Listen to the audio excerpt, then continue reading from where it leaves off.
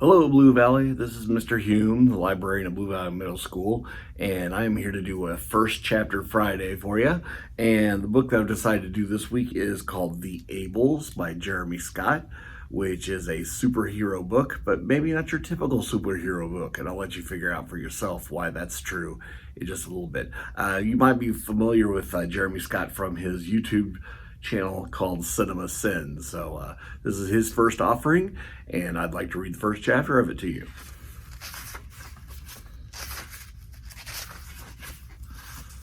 The Talk. I was 12 years old when my father had the talk with me, and it was the single greatest moment of my life. It didn't start out too well, but it turned around pretty quickly. To say that it was a turning point for me personally would be an understatement of the highest order. 12 is a bit old for the talk. I had picked up most of what I had figured out I would ever need to know just by listening to other people. Honestly, I had long since congratulated myself on being one of the lucky few whose parents didn't feel the need to sit down and explain where babies came from. Surely that talk would have come from before now. I thought I was free and clear. I suspected something was up almost as soon as Dad said one word. Son. There were exactly 3 levels of seriousness in the talks my father would have with my brother and me while we were growing up. Somewhat serious, normal serious, and super serious. Each variety had its own tip-off word right at the start of the sentence. If he opened with our nickname, Phil for me or Pat for my brother, it was a somewhat serious talk, which meant we didn't have to stop what we were doing and turn our heads in his direction so long as we actually heard what he said and successfully repeated it back to him. Lectures opening with our full first names or first and last names together were of the normal serious variety. Stop what you're doing and turn and listen. There's probably some new rule you have to follow after this conversation is completed. This variety almost always has the lingering potential to escalate, so tread carefully. Speeches that started with son, well, you can only hold on for dear life. Either you've screwed up in a spectacular fashion or are about to receive the punishment of a lifetime, or you're moving to another state, or someone died. Also, the length of the pause between the word son and the rest of the lesson was directly proportional to the severity of the impending matter. In my entire life, my father had started exactly 5 conversations with me in this manner. It was the one trick he pulled out, only for the most devastating announcements. Son, he said, I was reading a book, Moby Dick, because the classics were the easiest to find in Braille, though we'd also managed to find a handful of Braille comic books over the years. Almost instantly, I felt my stomach drop. Dad had walked into the room somewhat casually from the start of it, hands in the pockets of his suit pants. He always wore dress pants, always, without exceptions. He was just standing there, I guess hanging out for a few moments before dropping the bomb. Let's go for a drive. What do you say? I said what any 12-year-old would say in response to the most loaded question in the universe. Sure, okay, I guess.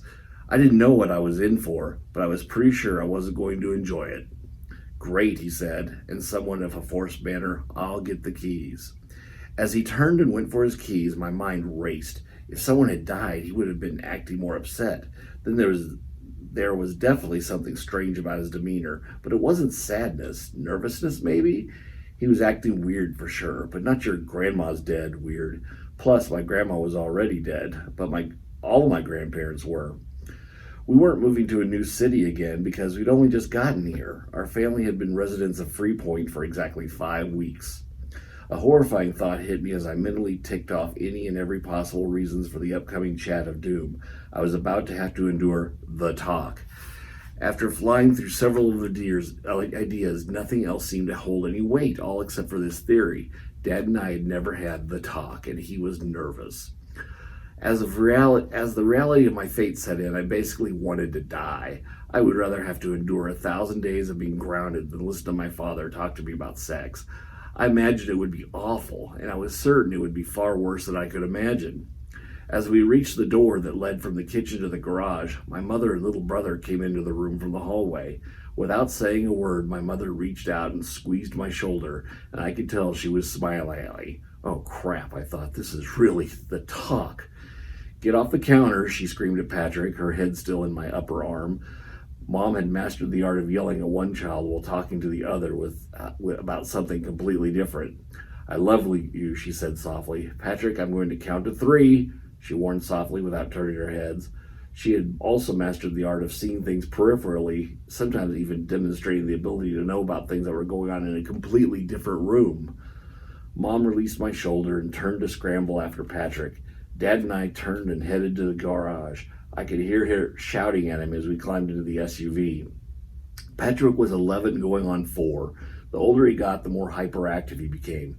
He was born just 15 months after I was, and even without having had a sex talk from my parents, I knew that meant he hadn't wasted any time.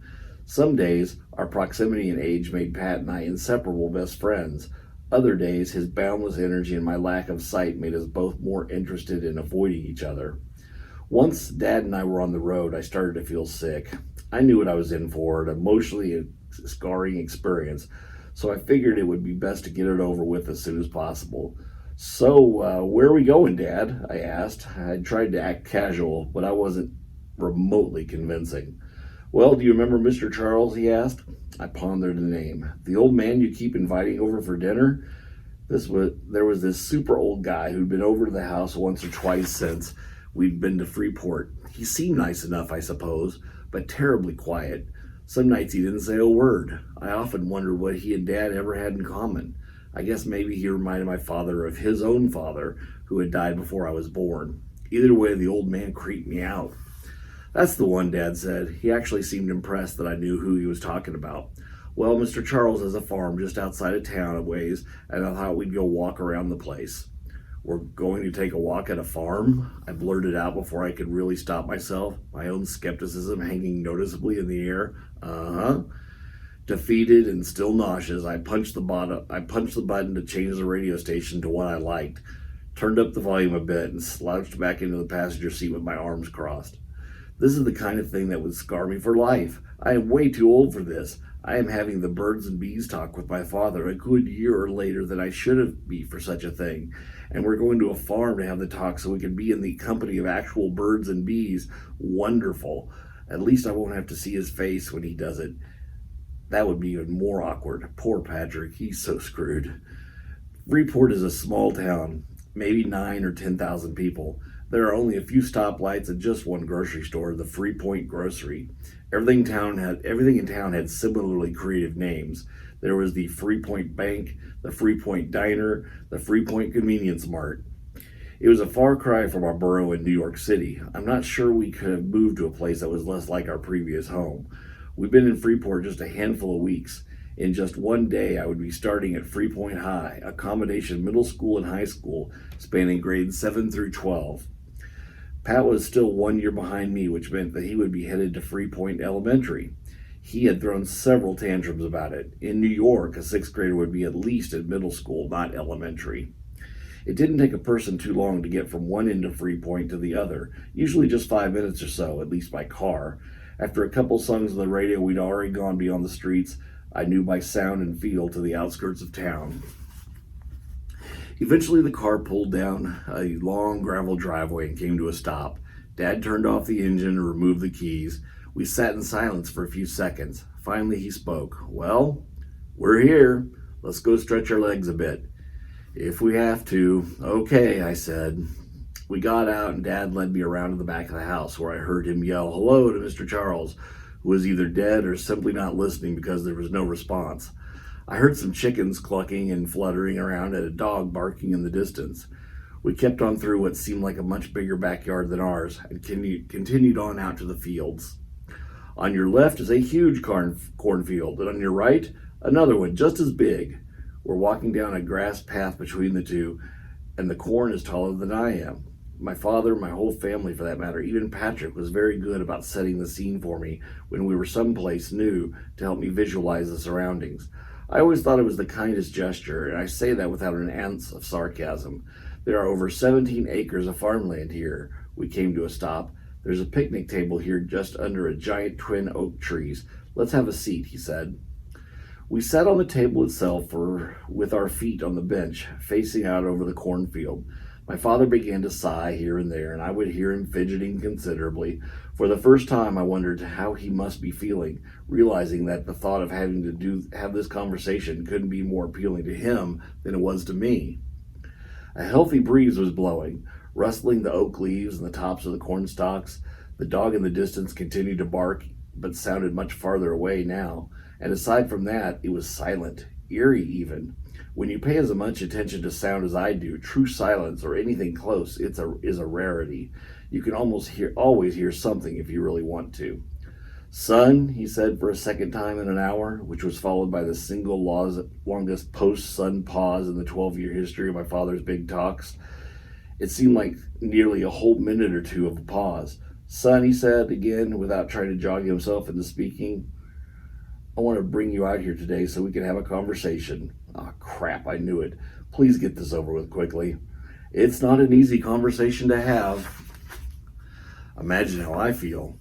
But it's an important conversation to have, and one that every kid in this town will have with his or her father or mother at some point. And to be honest, it's a little overdue.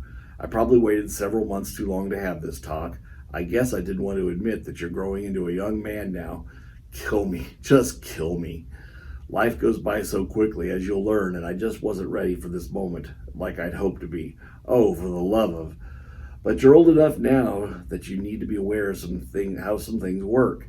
I can't stop you from growing up, but I can protect you and help guide you into making smart decisions. But to make these smart decisions, you need information. I'm pretty sure most of this was regurgitated from a parenting advice book he must have read, or an after-school special. My father never talked like this, and it made the whole scene all the more unsettling to me. I decided to put us both out of our misery, at least attempt to. Dad, I know what you're going to say. I know what you want to talk about. You don't have to say anything because I already know everything about it. You do? He asked, incredulously, the same way he did whenever I told him I knew the killer was 10 minutes into one of those cop shows. I didn't have to see him to know that he was definitely grinning ear to ear. I do, I said boldly and authoritatively. It was the truth for the most part. I had the general idea. The rest I could fill in with trial and error. Philip, I know kids in the neighborhood talk, and I know there are whispers. Whispers? How long ago do you think that you were a 12-year-old kid? But I seriously doubt you know what we're here to talk about. His tone was different now, suddenly much more at ease. It was almost as though my overconfidence had melted his nerves away and broken the ice for him a bit. He paused briefly. Besides, I have a duty as your father to explain things to you, even if it's not going to be easy, to dispel the misinformation you might have overheard, so... To that end, let's get this over with. Yeah, let's do. You're 12 now. You're starting 7th grade tomorrow. New school. You'll be a man soon. And your mother and I think it's time for you to know a lot more about... He let a moment of pause pass for effect. The P.T. Barnum of father-son sex talks. He sighed an over-exaggerated sigh, the kind of sigh you let out right before saying something you could never take back, and finished his sentence.